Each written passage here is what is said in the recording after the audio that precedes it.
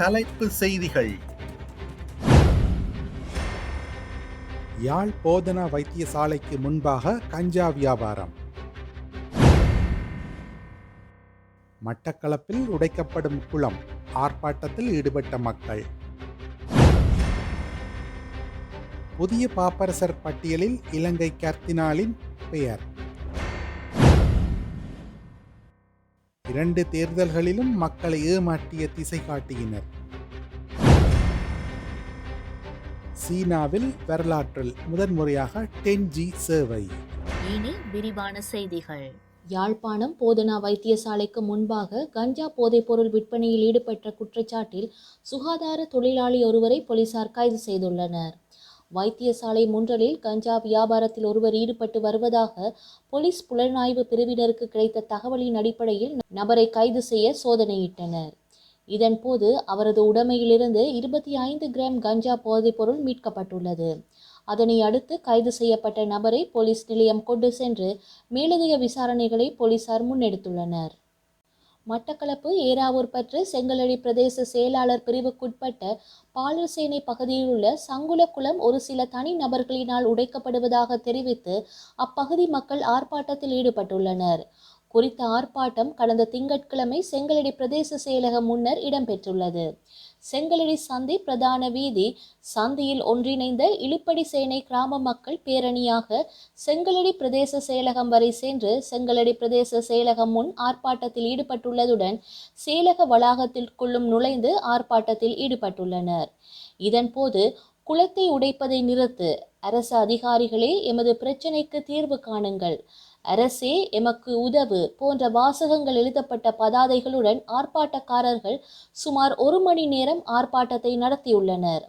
இதேவேளை ஆர்ப்பாட்ட இடத்திற்கு இலங்கை தமிழரசு கட்சியின் மட்டக்களப்பு மாவட்ட நாடாளுமன்ற உறுப்பினர்களான ஸ்ரீநேசன், ஸ்ரீநாத் ஆகியோர் வருகை தந்திருந்ததுடன் தேசிய மக்கள் சக்தியின் மட்டக்களப்பு அமைப்பாளர் திலகநாதன் உள்ளிட்டோர் ஆர்ப்பாட்டக்காரர்களுடன் கலந்துரையாடலை மேற்கொண்டுள்ளனர்.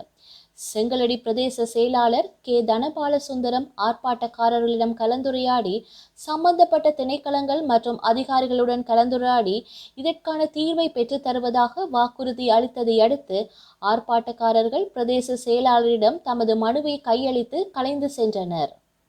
கத்தோலிக்க திருச்சபையின் தலைவர் பாப்பரசர் பிரான்சிஸ் மறைவிற்கு பின்னர் புதிய பாப்பரசரை தெரிவு செய்வதற்கான நடைமுறைகள் தொடர்பில் சர்வதேச ரீதியில் பேசப்பட்டு வருகின்றது.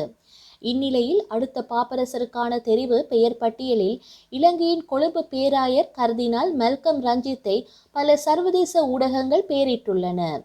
குறித்த பதவிக்கு சாத்தியமான கர்தினால்களின் பெயர் தொகுப்பில் வாஷிங்டன் எக்ஸாமினர், பிலிப்பைன்ஸில் cardinal Luis Tagle, Francis cardinal Jean Marc Aveline மற்றும் இத்தாலியின் கர்தினால் பியட்ரோ பெரோலின் போன்ற பிற முக்கிய நபர்களுடன் கர்தினால் மெல்கம் ரஞ்சித்தின் பெயரும் குறிப்பிடப்பட்டுள்ளது.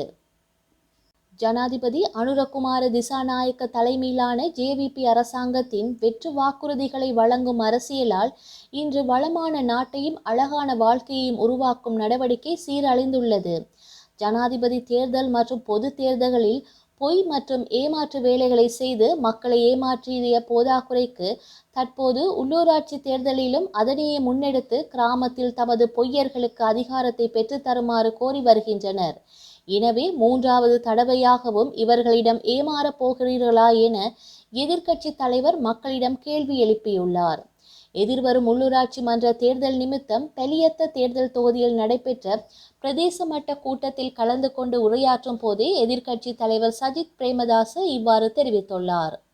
வரி, ஊழல், மோசடி, திருட்டு, லஞ்சம் போன்றவற்றாலேயே எரிபொருள் உள்ளிட்ட எண்ணெய் விலை அதிகரிப்பு காரணம் என்றனர்.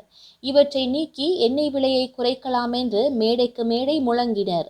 தெளிவான அதிகாரம் கிடைத்தும் இன்னும் இவற்றின் விற்பனை விலை அதிகமாகவே காணப்படுகின்றன. துறைமுகத்தில் இறக்குமதி செய்யப்படும் விலைக்கு எண்ணெய் வழங்கப்படும் என்றும் தெரிவித்தனர். விலை சூத்திரத்தை இல்லாதொழிப்போம் என்றனர். அதுவும் நடக்கவில்லை. எரிபொருளுக்கான வரியை நீக்கி கொமிஷனை நீக்கினால் துறைமுகத்தில் இறக்குமதி செய்யப்படும் அதே விலைக்கு எரிபொருளை பெற்று தருவோம் என்றனர். ஆனால் அவர்கள் கூறியது பொய் என்றும் எதிர்க்கட்சி தலைவர் மேலும் தெரிவித்துள்ளார்.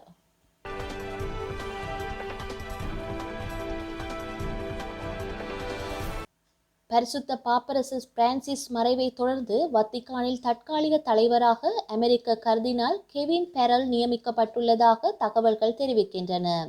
இதேவேளை பரிசுத்த பாப்பரசர் பிரான்சிஸ் பக்கவாதம் மற்றும் மாரடைப்பு காரணமாகவே காலமானார் என வத்திக்கான் திருச்சபை உத்தியோகபூர்வமாக அறிவித்துள்ளது. வத்திக்கான் மருத்துவர் ஆண்ட்ரியா ஆர் கங்கேலி வத்திக்கானினால் வெளியிடப்பட்ட இறப்புச் சான்றிதழில் தெரிவித்துள்ளார். ரோமன் கத்தோலிக்க திருச்சபையின் திருத்தந்தையாக 12 ஆண்டுகள் இறை சேவையாற்றிய பரிசுத்த பாப்பரசர் பிரான்சிஸ் தனது 88வது வயதில் செயின்ட் பீட்டர்ஸ் பெசிலிக்காவில் உள்ள இல்லத்தில் 21ஆம் திகதி காலமானார். அவரது நித்திய இளைப்பாறலை வத்திக்கான் திருச்சபை காணொளி அறிக்கையொன்றினூடாக அறிவித்திருந்தது. இதேவேளை பரிசுத்த பாப்பரசர் பிரான்சிஸுக்கு உலக நாட்டு தலைவர்களும் மக்களும் அஞ்சலி செலுத்தி வருகின்றனர். சீனாவில் வரலாற்றில் முதல் முறையாக 10G சேவை மக்களின் பயன்பாட்டிற்கு வந்துள்ளது. சீனாவின் முன்னணி டெக் நிறுவனமான ஹுவாவி மற்றும் டெலிகாம் சேவை நிறுவனமான யூனிகாம் ஆகியவை இணைந்து ஹேபே மாகாணத்தின் சுனான் பகுதியில் 10 ஜிகாபைட்ஸ் புரோட்பேண்ட் வலைத்தளத்தை அதிகாரப்பூர்வமாக அறிமுகம் செய்துள்ளதாக செய்திகள் வெளியிடப்பட்டுள்ளன. தமிழ் சினிமாவில் முன்னணி கதாநாயகனாகவும் கார் ரேசராகவும் அஜித்குமார் வலம் வருகின்றார். சமீபத்தில் இயக்குனர் ஆதிக் ரவிச்சந்திரன் இயக்கத்தில் மைத்ரி மூவி மேக்கர்ஸ் தயாரிப்பில் அஜித் நடிப்பில் உருவான குட் பேட் அக்லி படம் வெளியாகி ரசிகர்கள் மத்தியில் நல்ல வரவேற்பை பெற்றுள்ளது. சில காலம் சினிமாவை விட்டு ஒதுங்கி கார் ரேஸில் அஜித் கவனம் செலுத்தி வந்தார். இதன் காரணமாக பெல்ஜியமில் நடைபெற்ற போட்டியில் அஜித்குமார் ரேசிங் அணி 2ஆம் இடத்தை பிடித்து சாதனை படைத்தது.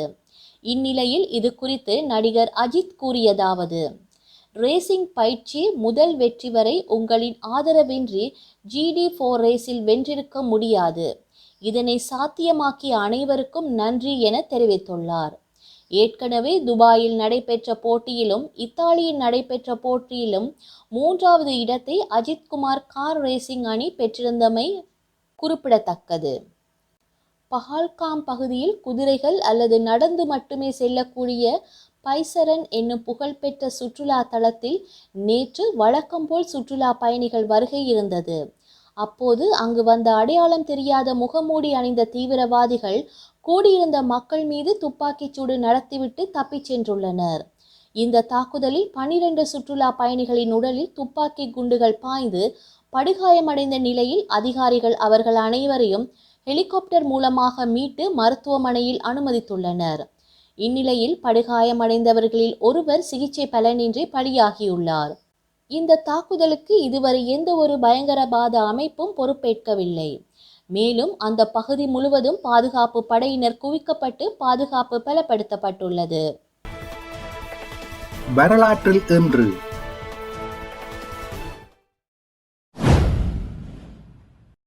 1905 யாழ்ப்பாணத்திற்கு முதலில் தானுந்து வண்டி கொண்டுவரப்பட்டது. 1966 முதலாம் உலக தமிழாராய்ச்சி மாநாடு கோலாலம்பூரில் நிறைவடைந்தது. 2005 முதலாவது யூடியூப் காணொளி யாவட் என்பவரால் வெளியிடப்பட்டது. 1993 இலங்கையின் பாதுகாப்பு அமைச்சர் லலித் தத்துலத் முதலி கொழும்பு கிருளப்பனையில் நடைபெற்ற தேர்தல் பிரச்சார கூட்டம் ஒன்றின் போது துப்பாக்கியால் சுடப்பட்டு கொல்லப்பட்டார். செய்திகளை உடனுக்குடன் தெரிந்து கொள்ள உடனே சப்ஸ்கிரைப் செய்து பெல் பட்டனை கிளிக் பண்ணவும். மேலதிக செய்திகளை தமிழ் தாய் இணையதளத்தில் பார்வையிடலாம்.